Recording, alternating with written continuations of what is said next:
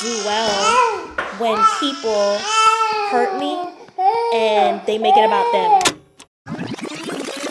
Hey, what's up, y'all? Welcome back to the Sit Down Talk. This is our little conversation where we talk about love, family, and everything in between as honestly as humanly possible. My name is Kier. And I'm Noémie. And we appreciate you. Clap it up for you for being here today.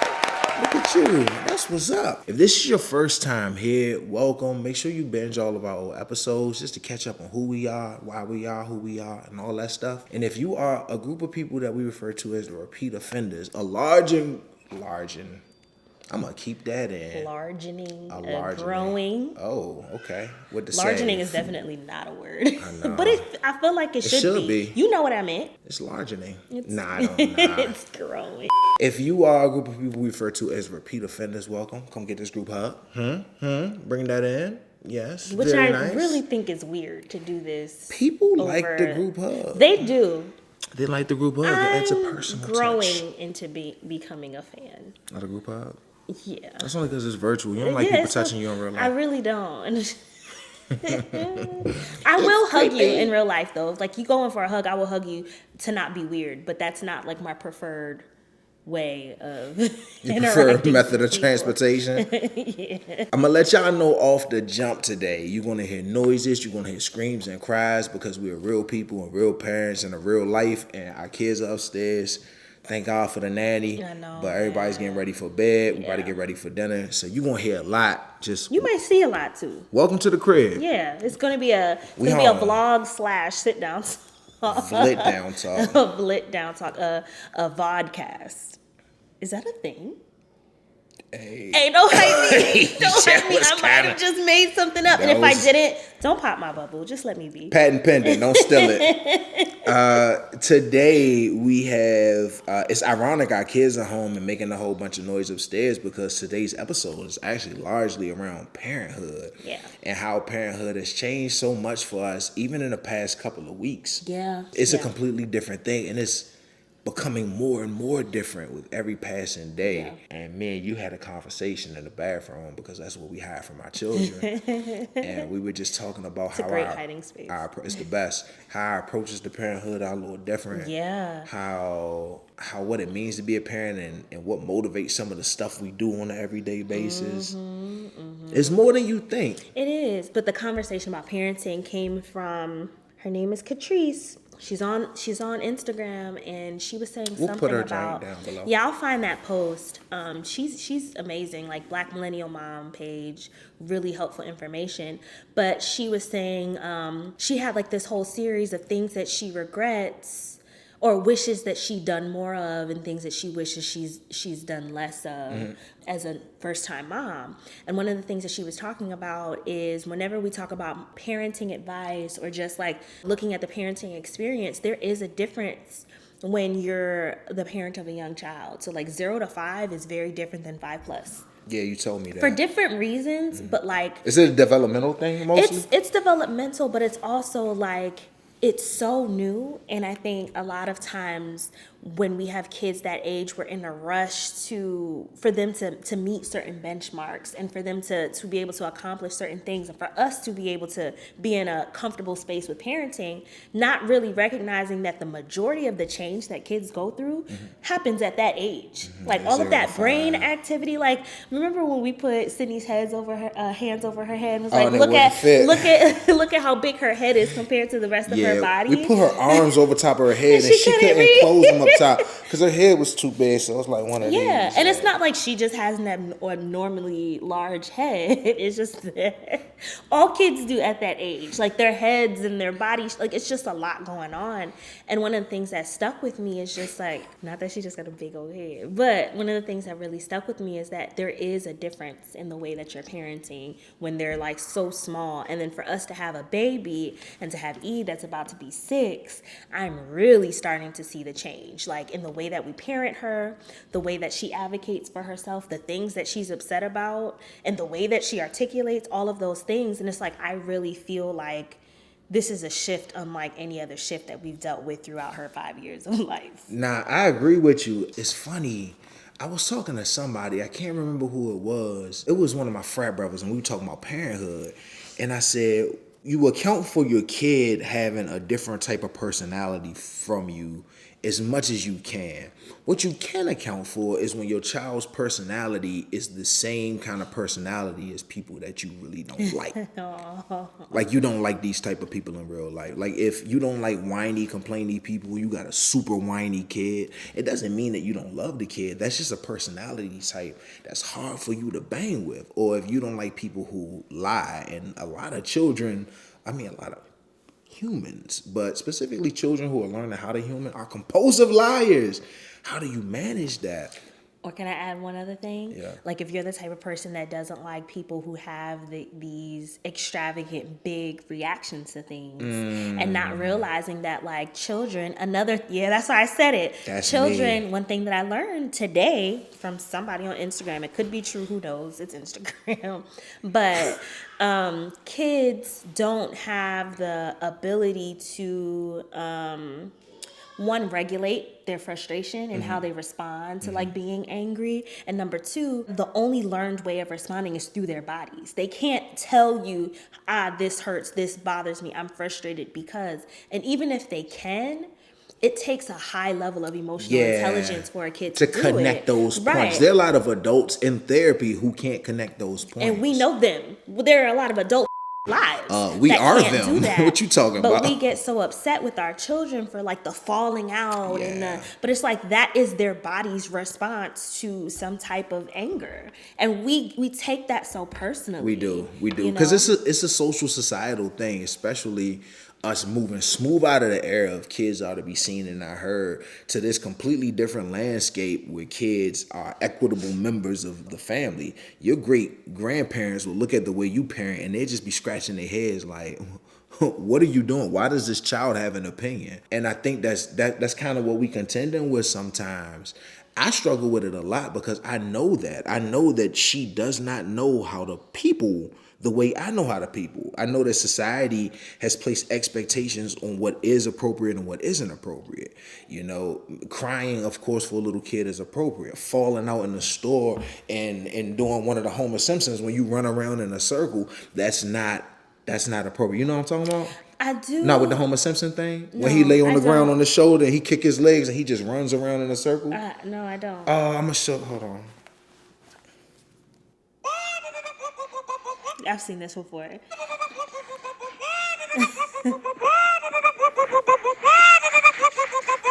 Like, even though I know that's not appropriate behavior, it's, for me, what happens in those moments is I become embarrassed and I'm like, oh, people watching. Yeah. It's like, man, y'all gonna think I don't have control of my kid. And then it becomes more about me and my embarrassment than what's going on with her in the moment. The behavior becomes my primary focus, and I'm not, in the moment, I'm not worried about why she's acting that way. It's get up. Why are you, Yep. like, why are you acting this way? Yep. And It's not helpful. That actually brings me to, like, when we were thinking about what we wanted to talk about, the first thing that came to mind is, like, listen to them now, is like, in those instances, like, not necessarily when, but how are we able to decipher when the parenting icks are our stuff versus our kids' stuff? Icks? Yeah, icks is a thing. But every time I think about it, and like I've been thinking about this for a while, and what prompted that thought was traveling with Sid. We went to Arizona for spring break, and I'm gonna show you a picture of Sid on the plane, and I texted it to Kier, and he was like, she looks like a bad kid. You know, like when you see a picture of a little kid, you're like, you already know that they running their parents raggedy. Like Donnie from the Wild Thornberries. Oh my God, that was Sydney on the plane. Like, Sydney is just a very, big personality, loud, like, she's not like crying loud. She just really loves the sound of her voice. Yeah, and she's the a louder she can rambunctious get, child. the better. And for a second, I was like worried on the plane, but like, what made the plane ride experience so well with Sydney and I specifically was that I kind of just let her be. And I feel like sometimes with kids, and I see that with Emery now, is when they think that we're upset over something that they did, they don't have the intelligence to know what they did, but they know enough to know that mommy and daddy aren't happy. We're not with pleased what, with you know what I you. mean? Yeah. And that almost makes Emery act out even more. You heard Sydney? That's That all was the it. time. And then with Sydney, what I've also noticed is when I call too much attention, like Sydney, don't do that. She's like, oh, this outlet? I don't know what you're saying. Don't touch this. But this right here. But yeah, and I just feel like when I kind of tone it down a couple notches, not only does it help me calm down, but it also makes the interaction between me and my girls a little bit better. Yeah, Will Smith actually talked about that in his book. Yeah, he talked about that in his book. He had a very abusive father. And one thing he would do is he would read his father's face to see whether he was happy. So if Daddy-O is happy, that means we can be happy. But if Daddy-O is sad, that means we need to kind of fix ourselves to make him not react. Because when he's sad, it's a small jump from sad to angry, from angry to violent. And even though our house think all kids do that. Of course, I see her do it all the time. She'll do something and she'll look at me immediately to read my face and try to see if I'm pleased with her or not. But I struggle with that as a person and a therapist, because there's a part of me that sometimes I'm like, it's okay, baby. Like, I know what she's doing. It's like, you're not in trouble. I constantly remind her and reassure her that she's not in trouble. But then there's another part of me, I don't know, man. Sometimes when she does things that I know she knows she's not supposed to do, my bandwidth for forgiveness in that moment gets really short. Like, why do you think that is? Why do you think that I know why. It's a bandwidth for forgiveness as opposed to like just displeasure with her? Well, not forgiveness, understanding. Because I always forgive her. It's not that deep. Forgiveness ain't the right word. It's more so understanding. And it's because in that moment she's doing something that makes me so frustrated that I can't see beyond my own box. And I know it's happening. And even in a moment, even though I know it's happening, I can't do anything about it because I have expectations of her as my child.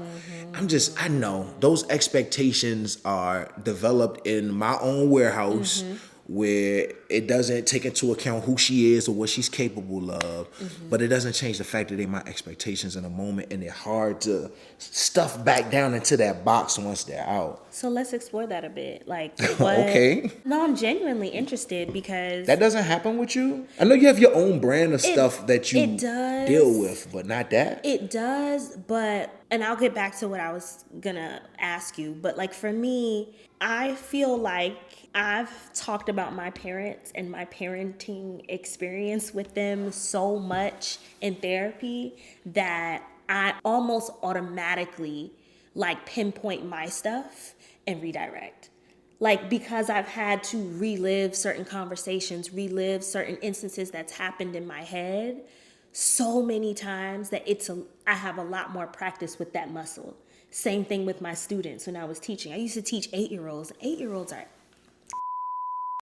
like they're just everybody with an 8-year-old who had an 8-year-old like yeah facts. 8-9-year-olds, third graders, like they're not babies, but they're not big kids for real yet. You know what I mean? And I just feel like I have a lot of experience dealing with kids in that way. Maybe that that's I can the tap difference. into it, but it's not that I didn't ever have expectations of children, you know what I mean? Didn't have an idea of a child's place and all of those things. But I think that like I'm just in a place where I really want to be more guidance than directing her behavior. Yeah, I want to be there too, but I think you just said something that was one of the primary differences between us. You've dealt with kids before. My expectations and aren't very strict parents. Yeah, you're different. No, man. Like there were no real rules in my house outside of don't curse. And no, don't bring any animals in the house from outside. For the most part, I could do whatever I wanted. Like the fact that had to be a rule. Oh yeah, the boy would go outside and catch snakes and be like, "Mom, this joint about to live in the room," and she's like, "No, it's not. Go outside before I did something." Yeah. But going back to the question I wanted to ask you about like that expectations piece, like if you can go back into your head right now and think about those like quote unquote expectations that you had of Emery, like what were they and how are they different than how she is? They're not shaped or clearly defined in any way because before I had kids, I never really was around kids like that. I thought I was like, I thought I had a lot of little cousins and I was good with this experience. Like I knew what was coming for me, and no, I don't. Unless you live in the house with children and get to see them at every stage, you don't really know. Or unless you work with them like Noémie did. I did neither. I taught high school and I'm an only child. So it's my expectations. I don't know what a 5-year-old does. I don't know if what she does is par for the course or outrageous. But when I get around other people's children sometimes, I see how those kids are. And you know, without judgment, everybody, we're all different. Somebody probably saw me as a kid and was like, that little Bama's out of control. But I see other people's kids. I'm like, oh, my daughter really is like extremely manageable. I just have no contextual point of reference. I don't have any normal in my head. So everything is just built out of thin air, which is not fair to her, but I also give her an extreme amount of grace. Like I think we taper it with both sides. Yeah. It's just frustrating to deal with in the moment.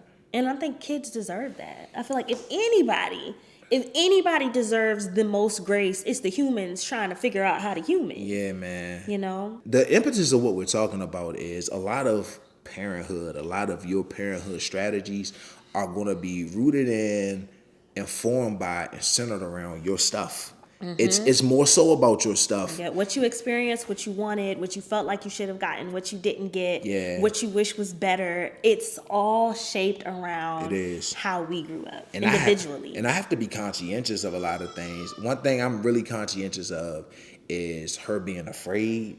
Like where I know my stuff kicks in. I don't. What do you mean? My childhood wasn't really one where you were allowed to be afraid of stuff.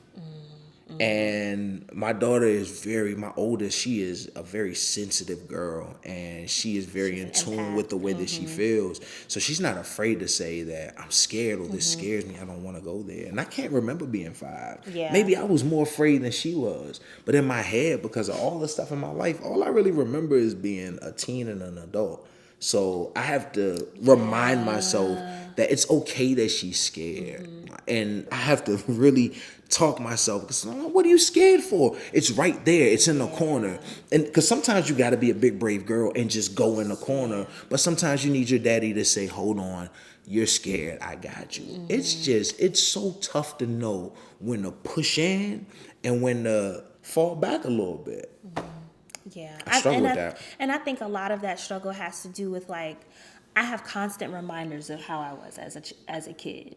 Like I grew up in a house with my cousins. I can talk to my cousin Nina right now. She'd be like, I remember when you were 5 and you did blah, blah, blah, blah. All those annoying stories. I have constant reminders, and they might not even be my memories, but they're the memories of the people around me. And I feel like you not having your mom, for one, because that's usually your first touch point. Your parents telling you, when you were 5, you did blah, blah, blah. You know, all the annoying things that our parents tell us once we start having kids.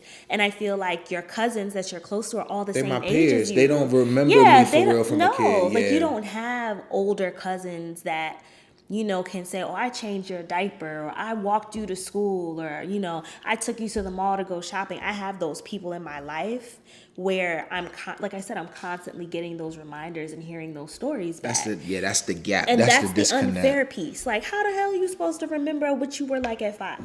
And of course, the way that we remember ourselves are always going to be, not always, but oftentimes they're going to be more glossier, better sounding stories for ourselves, you know what I mean, as opposed to somebody else's interpretation of you as a child. And I think that's hard. So for me, I'll see the annoying things that like kids do in general, and I see myself in that because I remember the stories of my older cousins making fun of me because of it. Or my mom might, you know, say something that annoyed her. You know what I mean? So like she might say, oh, Emery's actually just like you because you did the same thing. How the hell would I remember that? But it gives you, what does that give you when she says it that? Gives me context, and it allows me to separate my stuff so easily. Like for example, I don't really get frustrated.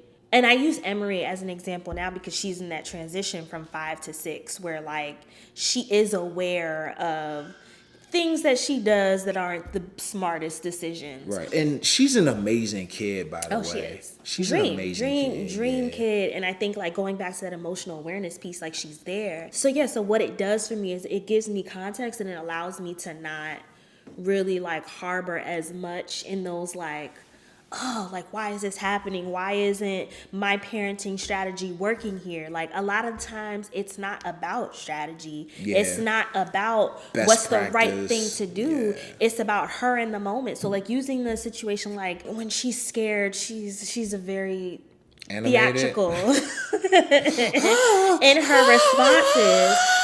And one thing that I know that she's self-conscious about is us making her big deal not feel Yeah. like it's a big deal. And that's Yeah. something that I know my baby is really sensitive about. So this is one of those things where I just, chuckle under my breath, be like, Noémie, this is freaking wild. But be there in that moment. Let her have that moment and be like, okay, baby, are you done? All right, so now let's talk about, is this a big deal or if it's not a big deal? Like, we talk a lot about pebble problems and mountain problems and I don't know. So Whatever. for the audience, it's pebble problems, rock problems, and mountain problems. Pebble problems are small problems that we can figure out ourselves. Rock problems are usually problems that we approach. We got to think about a little bit before we do something about it. And then mountain or boulder problems, whatever, are problems that we need to find an adult to help us with, because it's problems that are too big for us to move. And we separate them into those categories. The school really taught this. We just supporting it. Yeah, we just reinforce it at home. Yeah, it's separated into these categories, and that's how we determine whether or not this is something we need to like cry about. Yep. Because that's another thing. Like it's okay to cry, but there's also, you have to teach your kids to deal with adversity. Yep. And some things And to don't move on. warrant. Some things may not warrant that level of response. I hope that doesn't get lost in the contemporary culture of what's the new buzzword? The new best practice for parenting. Not soft Gentle parenting, parenting? gentle parenting. Because gentle parenting isn't what people think it is. It's not. It's not allowing your children to can walk we talk all about over this? you. Yeah. Gentle parenting is not allowing your children to walk all over you. Gentle parenting is not having boundaries. Or not being reactive. Oh no, not at all. I think I'm a gentle parent, and Noémie so. just had a really good point. She says that she's able in those moments to reflect back on her own experiences, chuckle under her breath, and just let baby girl do her thing. When you have two people in a relationship who are co-parenting, whether they're married or not, one of the most difficult things is you're going to compare the way that you all react to stuff and the way that you all deploy different strategies when it comes to parenting. I'm not Noémie. I'm not going to be able to chuckle under my breath like that. I need a second. So sometimes I'll be like, give me a second. Yep. And I'll go do something else for a second, and I'll come back to her calmer. It took me about 2 years. No, I'm lying to the sit down talk. I just started doing that maybe about a year and a half ago, where I'm like, hey, like, I won't say this to her, like, yo, you're doing a lot right now, and it's pissing me off. I can't even hear you.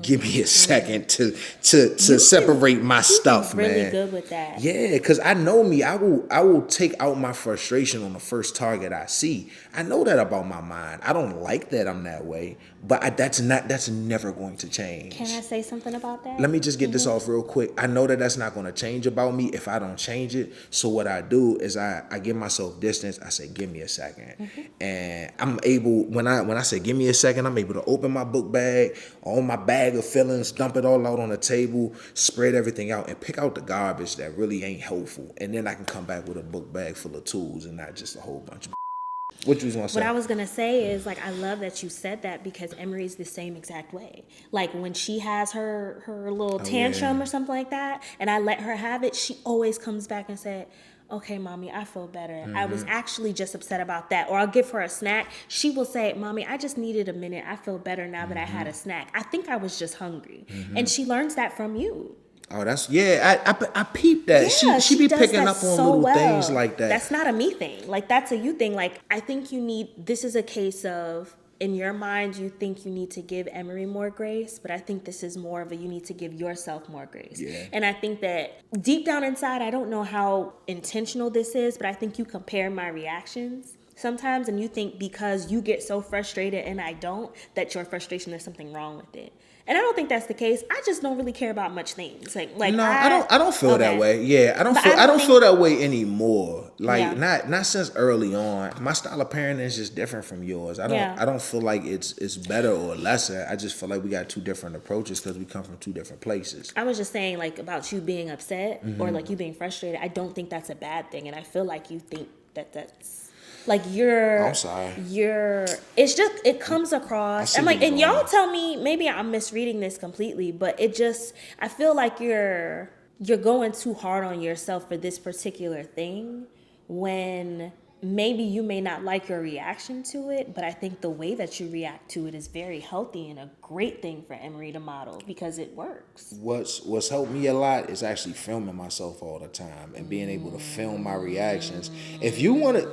When we would, Noémie just made a point when she said something about just a minute ago, we don't like the way we see ourselves or the way we see our lives is distorted a little bit. If you could go back and look at a video of your childhood from your adult perspective, you would make a lot more sense to yourself. And I think me being a person that records all the time, I film all the time, I'm always looking at my face, I'm always looking at my expressions, and you don't transfer all the time the way that you think you do. Does that make any sense? Like you think you're doing this when somebody's talking and really you're like this. Like you don't look the way you think you do. You don't. That's why people hate hearing their voices, because it doesn't sound to your brain The way from it the sounds in outside your in head. the way it sounds from the inside. So it's that's that why makes so much I don't judge sense. actors and everybody who be getting plastic surgery. I don't judge folks no more. When you look at your face all the time, You see I ain't even know I got an eye that's smaller than one. I got a tooth that's out in front. I ain't even know that looking at myself in the mirror. But when you see yourself on video, you see yourself in a completely different light. I encourage you to just get yourself on video, not acting, not TikToking, just being your normal everyday self. You'll be surprised how differently you come off than how you think you do. And I think that's where my self-consciousness comes through. I don't feel bad about it. I'm just aware of it, because if I slack ass and I'm not on top of it, I'm not going to be the kind of parent I want to be. Slack ass? You've never heard of the term slack ass. If I Down slack below ass. in the comments, if you ever heard the term slack ass, say, oh yeah. Just right there below. So I have like a follow-up question to this. Yeah. I would love to know, like, based on what you remember about the type of mom that your mom was, and just from stories, because I hear a lot of stories about her, but I don't necessarily hear many stories about you and the day-to-day parent. Like, I know what she did for everybody else, but like, I wonder, like, what do you think her, you know how like we talked about having like a family mission statement and stuff like that, like what do you think was her parenting like tenets for you? I don't know. It's so disconnected. My mom died 18 years ago. I don't remember. Yeah, I feel like, oh, that's the most frustrating is the wrong word, but that is so, I'm just going to use it because I can't find a better word. That's so frustrating to me because, like, even when I think about my parents, my first thought isn't always like, let me think about all the things that they got right. You know what I mean? I think about like things that I wish I had more of, things that I wish I had less of, ways that I'm different in parenting my kids now. But like, I think all of us can think of like things that were different. You know what I mean? Like with our parents or the way that we grew up. But like, what are some things that you feel like you've brought into your role as a parent with the kids? Making my kid feel like an equal participant in the family. Was that intentional? Absolutely. It's a mix of my mom and being a therapist. From therapizing people, one of the things that reoccurs when you dig through people's childhood is, especially in, I wouldn't say immigrant, but in minority communities, is parents making kids feel like they don't own any stock in the family or in the house. This is my house. You don't pay any bills. You don't blah, blah, blah. You don't, this is mine. That's my refrigerator. Why you getting food out of my refrigerator? You don't lock any doors in my house. You don't close any doors in my house. It gives people a weird relationship with stuff and possessions and ownership and space. So my daughter is 5 years old. If she wants to close her door to her room, she can close her door to her room. If she wants to lock her door to her room, she can lock her door to her room. I knock on her door and I ask her if I can come in, and she opens it. Every time. I tweeted the other day, like, my baby don't like no shoes in her room, and it's annoying. It's so annoying to have to take my slippers off every time to walk in, but that's her space. Yep. She has the right to say, Daddy, these are the rules of my space.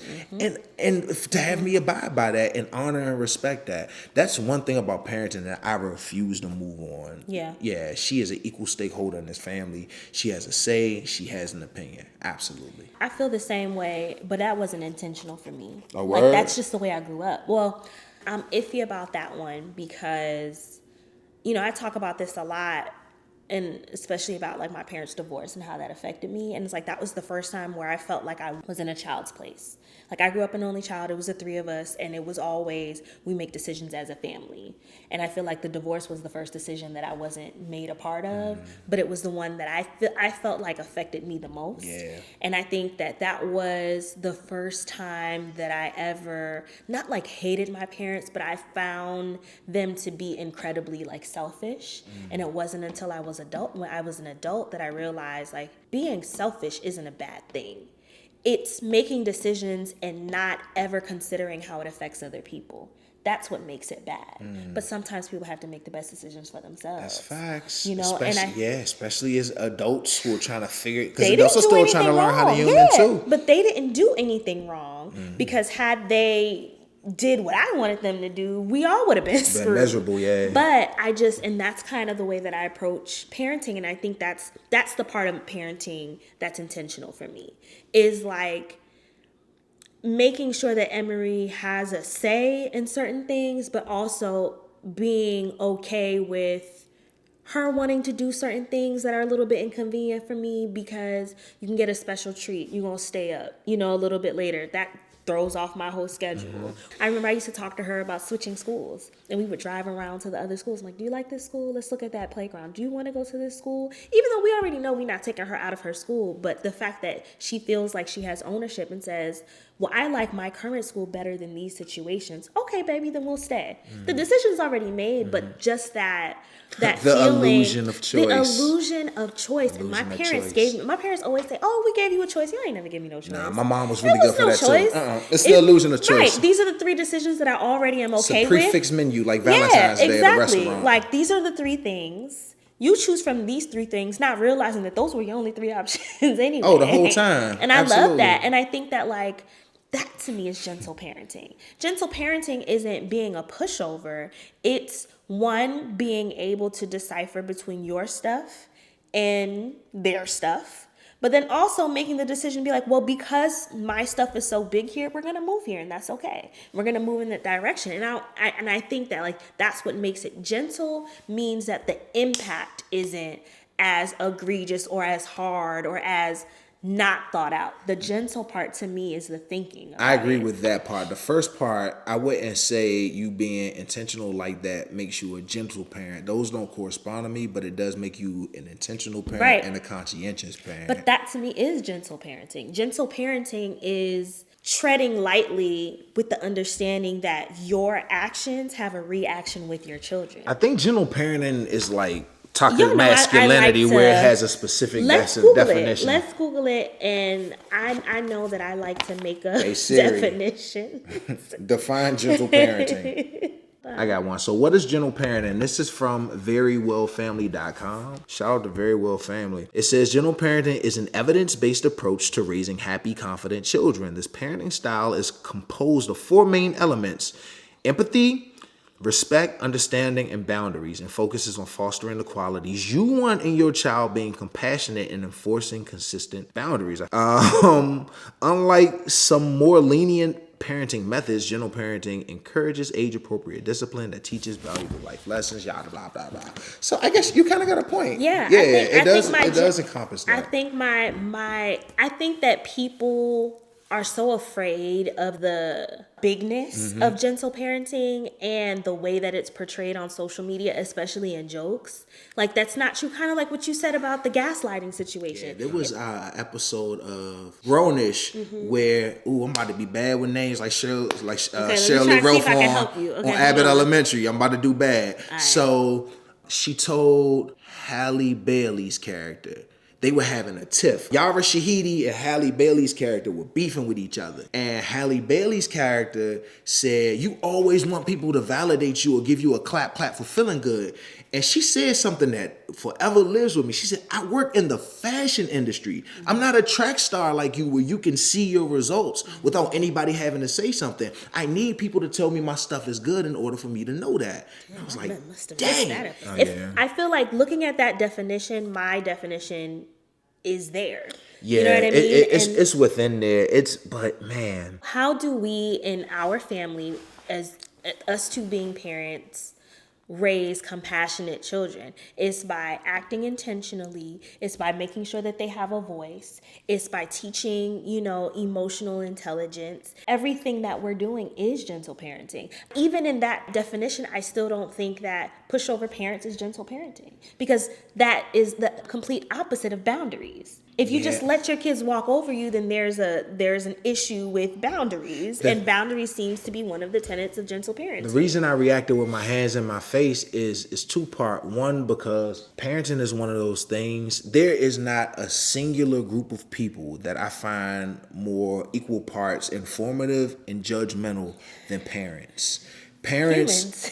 I think parents on average are worse than just regular humans because parenthood gives you the illusion that you're an expert on children because you survived your child's childhood. You're not even an expert on your child, Yeah. really.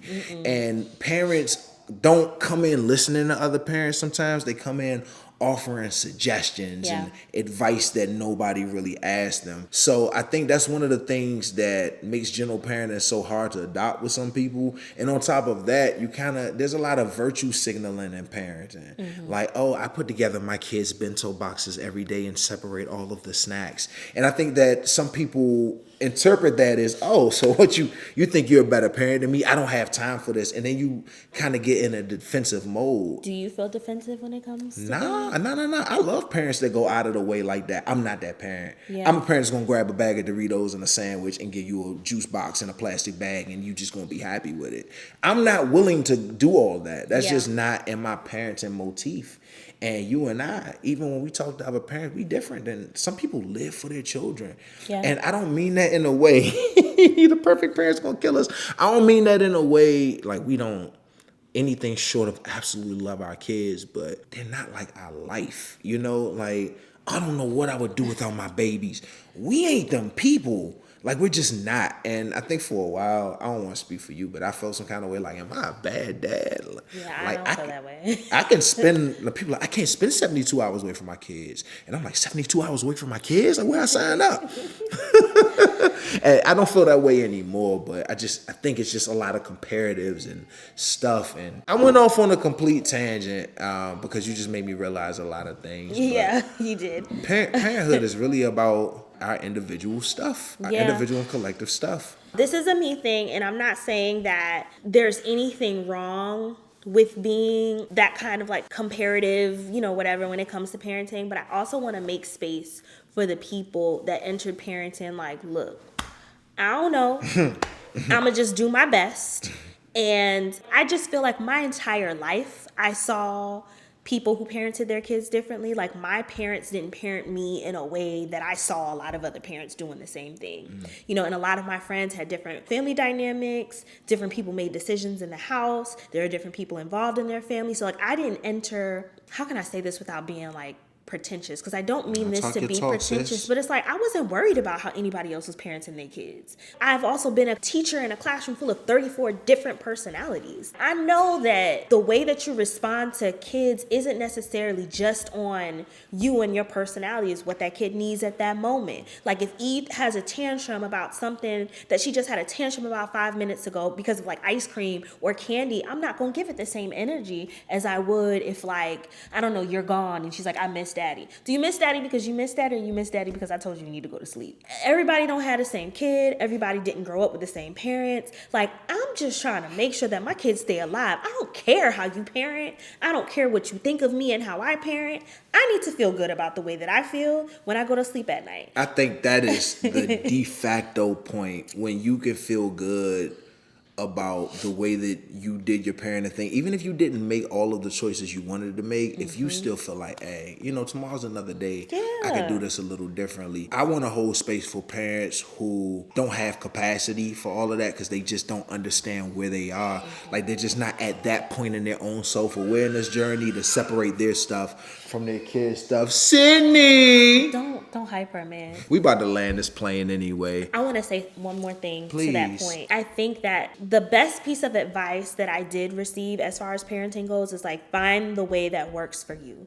And I think that like, I don't want this conversation to be a situation where people are like, well, I don't parent like them. You don't have our kids. Yeah. You didn't grow up the way that we grew up. And I think that like, what is it? Comparison is the thief of joy. Yes. I really hate cliche things like that. But in this particular situation, I think it holds to be true. You have to figure out how to get to the end of your day. Parenting is not 18 years. I'm going to be a parent for the entire time that I am living and breathing on this earth. You know what I mean? And if I look at it as these big things that I have to accomplish. Like, yo, come on. Like, I'm just not even built that way. Like, I don't care that much. It's just like, is she a good person?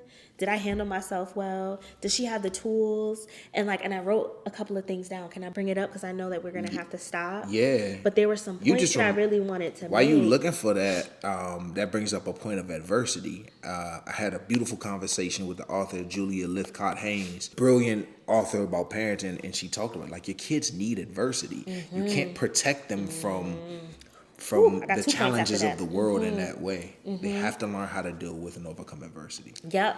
And one of the things that people always talk about is like, I want to raise my kids in a way where they don't need to go to therapy because of what I did to them. Complete waste of time. It's a complete waste. And he'll go into like the technical things, but just on some heart to heart type of stuff, it's like a lot of us want our kids to come out unscathed by our stuff. I don't think the goal is for anybody, child, adult, whatever, to come out of life or situations unscathed. My goal is to not protect Emery and put her in a bubble from everything.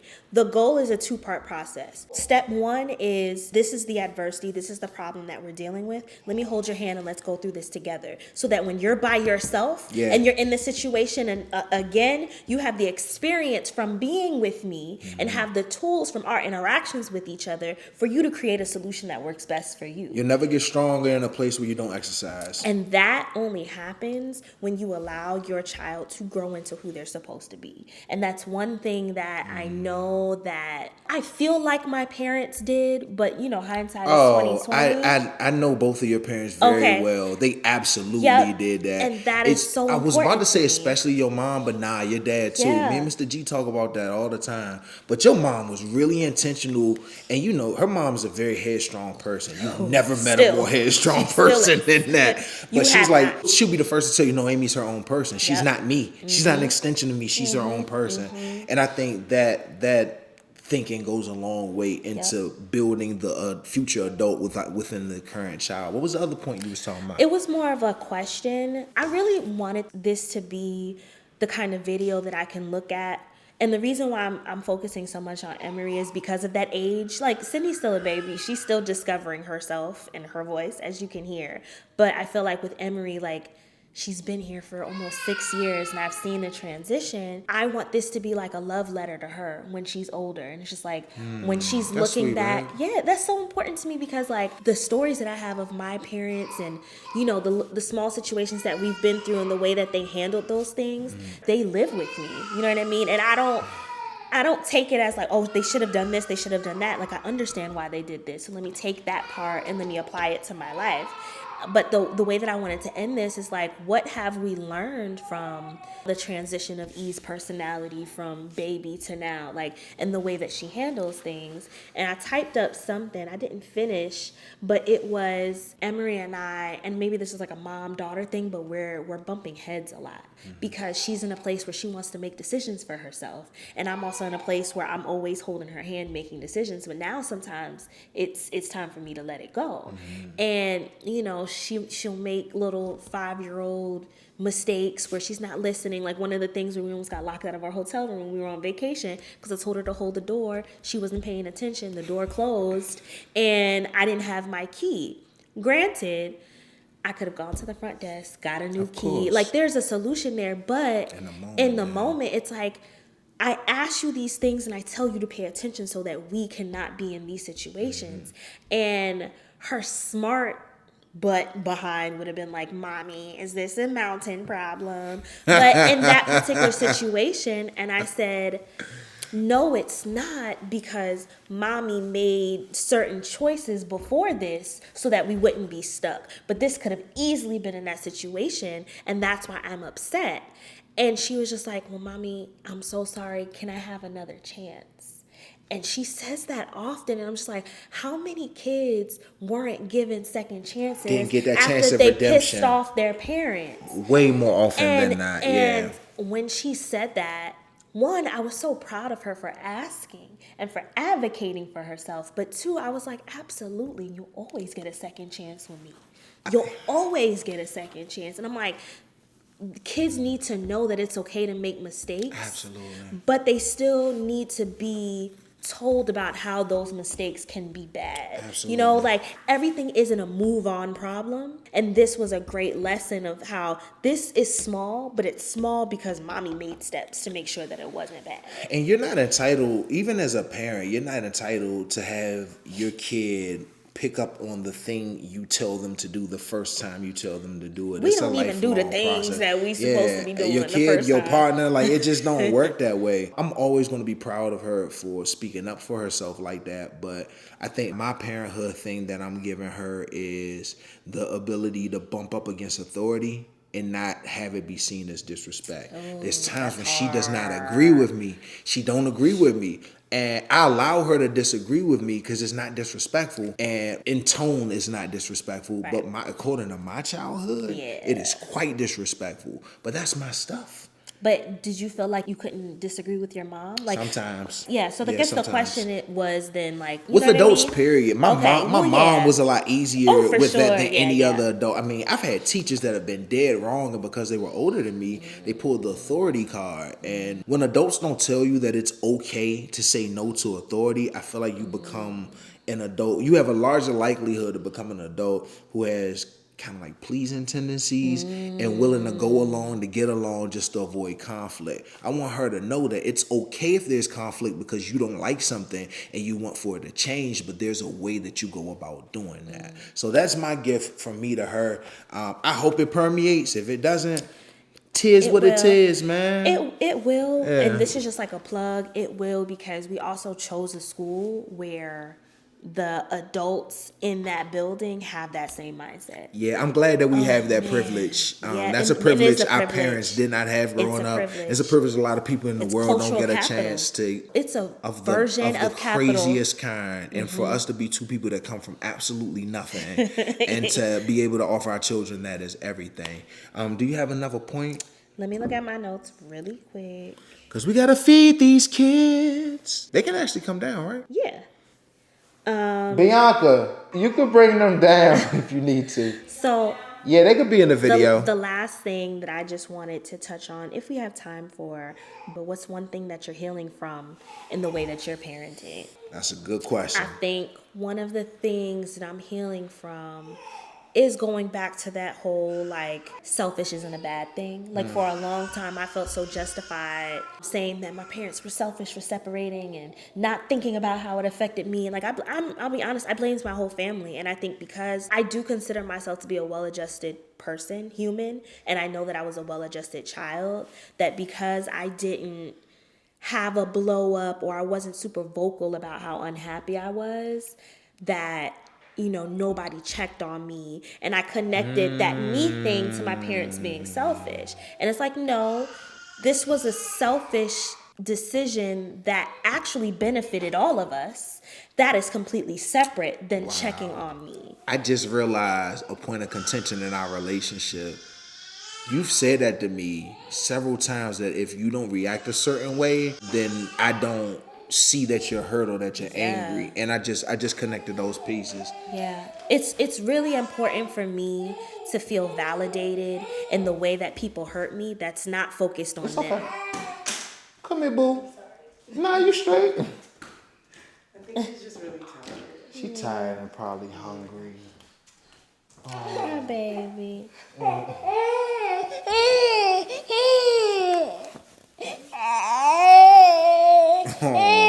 Sydney, look at your face. She don't care.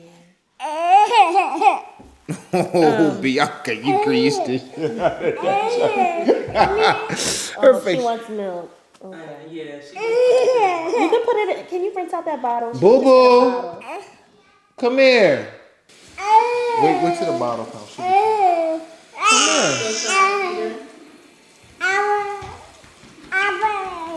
What you need? Bottle. You want to say hi?